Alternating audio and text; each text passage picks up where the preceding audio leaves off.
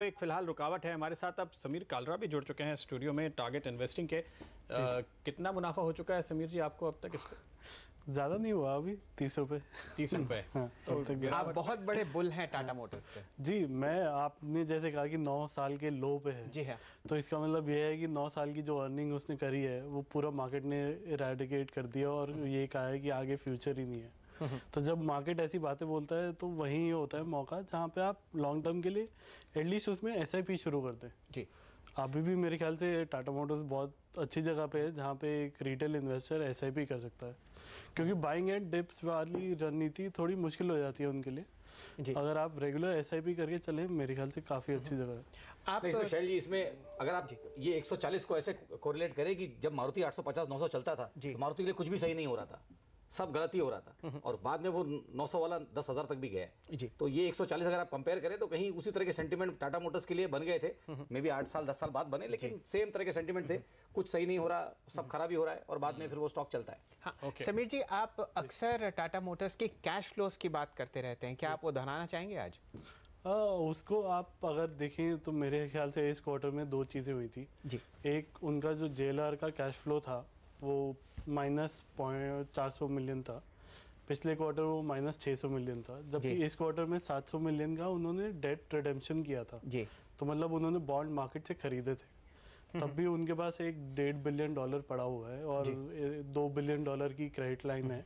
तो मेरे ख्याल से काफ़ी अच्छी जगह है। और जो चेयरमैन है टाटा सन्स के अब जी, उनका मेन मोटिव ये है कि टाटा कंपनियों से अब मुझे कैश फ्लो बढ़ाना है जी, ताकि जो TCS का कैश फ्लो है वो कम उसमें लगे और मैं ज़्यादा इन्वेस्टर को वापस दे सकूं रादर देन सब्सिडरीज में देना जी। तो मेरे ख्याल से वो स्ट्रैटेजी एक अगले 5 साल के लिए काफ़ी बेहतर है। अभी शॉर्ट टर्म में पेन हो सकता है, वो मेरे ख्याल से शायद अगले क्वार्टर भी आएगा। मैं ये नहीं कह रहा कि अगले क्वार्टर कोई पेन नहीं हो सकता, बट आप एक SIP करके चलें तो बेहतर रहता है। तो ये एक बहुत ही रेयर इंस्टेंस होगा कि एक निफ्टी 50 शेयर जो है उसमें आपको मल्टीबैगर मिले अगले 2-3 साल में। देखिए, ऐसी ही हालत में आपको मल्टीबैगर मिलते हैं जी। अगर आप अच्छे में बोलें कि ये अगले 10 साल में 6 टाइम हो जाएगा, ये बड़ा मुश्किल हो जाता है मेरे लिए भी एज ए एनालिस्ट बोलना और आगे जाके प्रूफ सही होना। नहीं, लेकिन टाटा मोटर्स तो ऐसा कर चुका है, पहले भी कर चुका है, लेकिन अब वो जो इस लेवल पे है उससे मैं ये बोल सकता हूँ एटलीस्ट 2 टाइम हो सकता है अगले 5 से 6 साल में। तो 2009 में टाटा मोटर्स में 25 रुपए के लेवल दिखाई दिए थे शैलेंद्र जी और 2015 में यानी 6 साल के बाद 600 रुपए के लेवल्स आए थे। तो ये मल्टीबैगर पहले भी हुआ है क्या इसी तरह के पड़ाव पे इस समय है?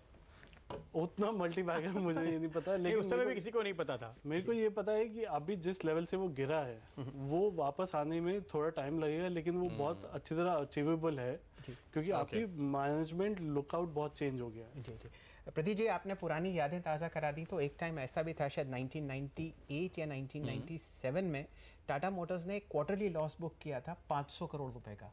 तब 500 करोड़ रुपए बहुत बड़ी रकम मानी जाती थी और उस वक्त स्टॉक 50 रुपये था। इसमें बहुत स्प्लिट होंगे, तो मान लीजिए आप 25 रुपये जो बता रहे हैं तो शायद उस वक्त 5 ही रुपये होगा।